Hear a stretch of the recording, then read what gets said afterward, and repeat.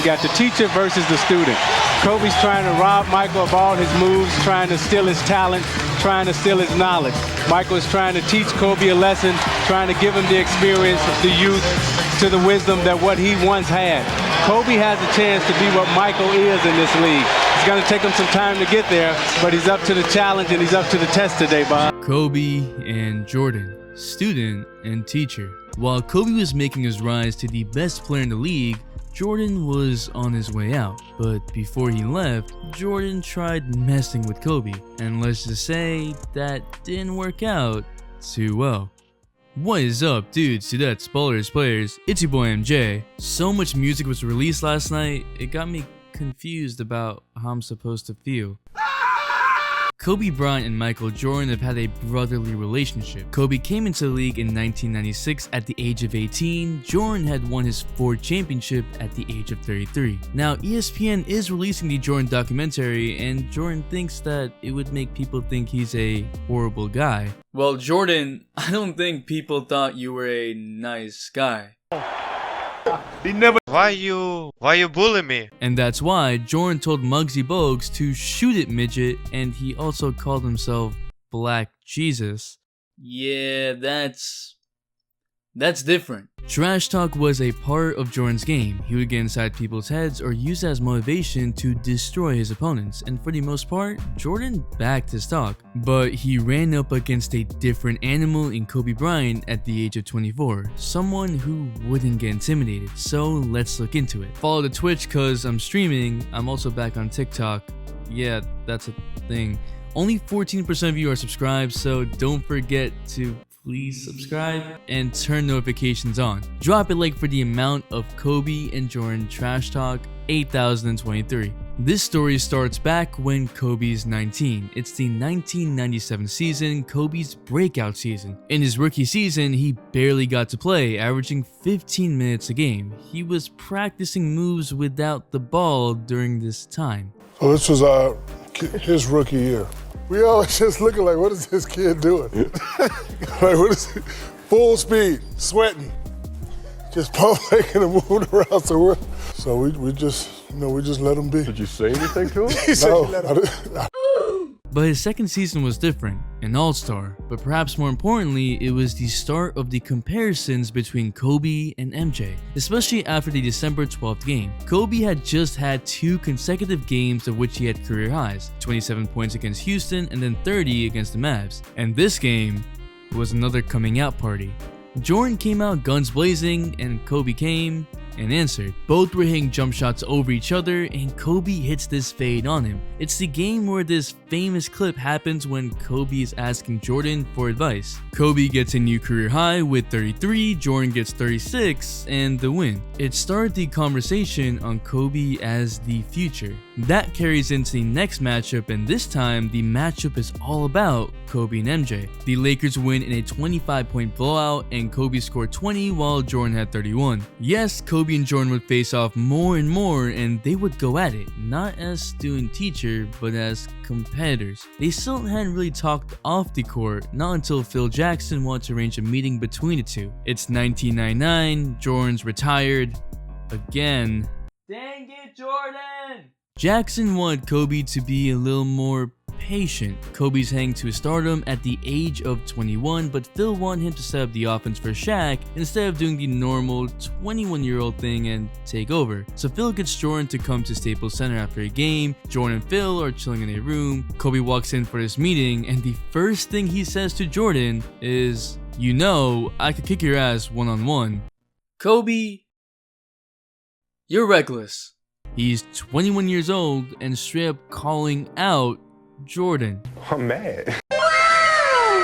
The weirdest part of this is that Jordan replies with, "You know what? You probably could." Jordan is 36 at the time, so you know what? Maybe it makes sense. Phil Jackson specifically said Jordan defused the situation immediately by saying that. Kobe still wasn't established and Jordan was the GOAT. That's when their brotherly relationship started. They were still rivals, but Jordan became a sort of big brother. He said that Kobe would call him in the middle of the night to ask him questions and pick his brain. That it would get annoying, but he understood it because that was the passion for the game. And then Jordan made his return to the Wizards. The freaking Wizards with Kwame Brown.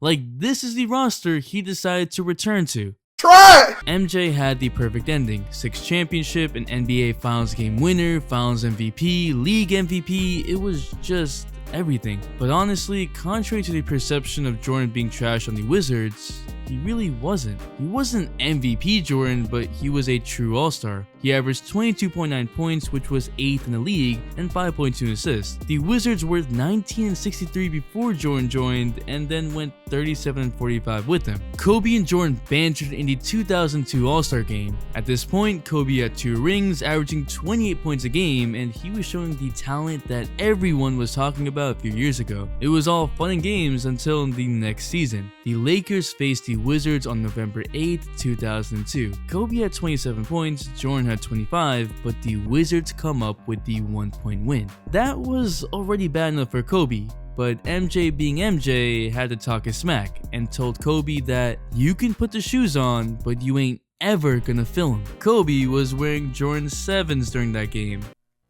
He was wearing the shoes that trash talk is goated. That got Kobe mad, so mad that for 2 weeks, Kobe was silent. He didn't speak to any of his teammates. Gilbert Arenas told the story.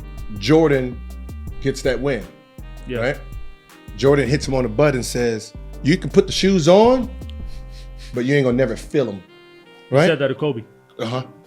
The 8s, he had the 8s on, right? Yeah. Yeah. You're never gonna fill them. They say Kobe didn't talk to the team for 2 weeks. Yeah.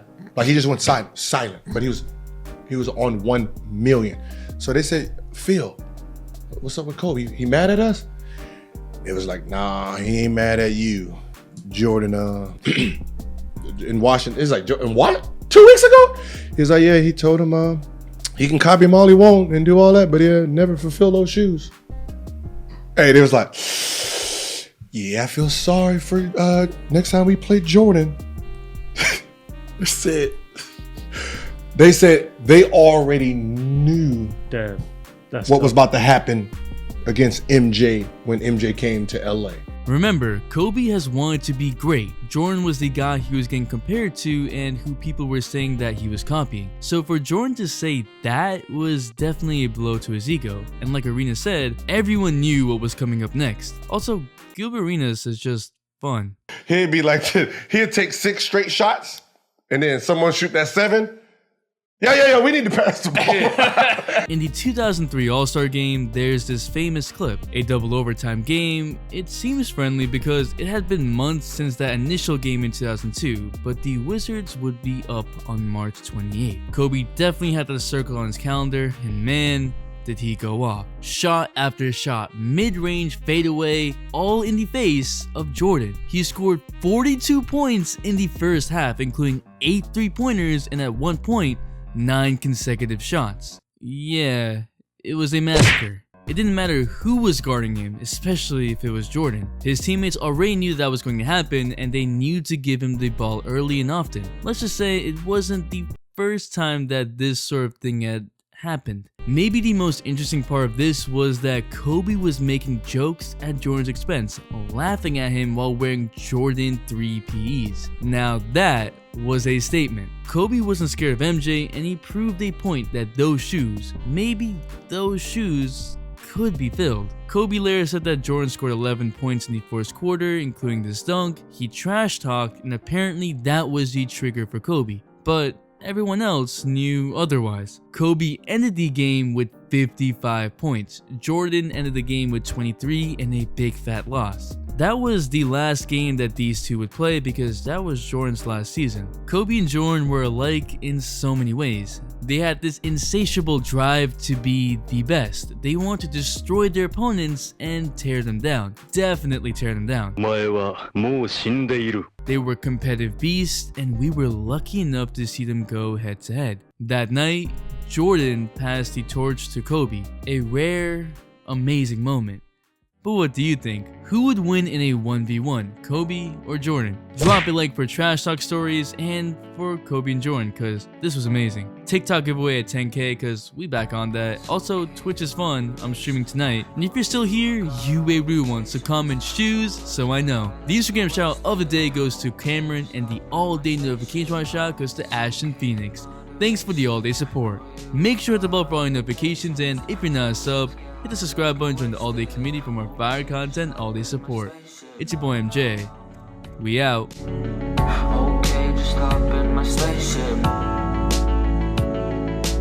Okay, just hop in my spaceship. No, no, no.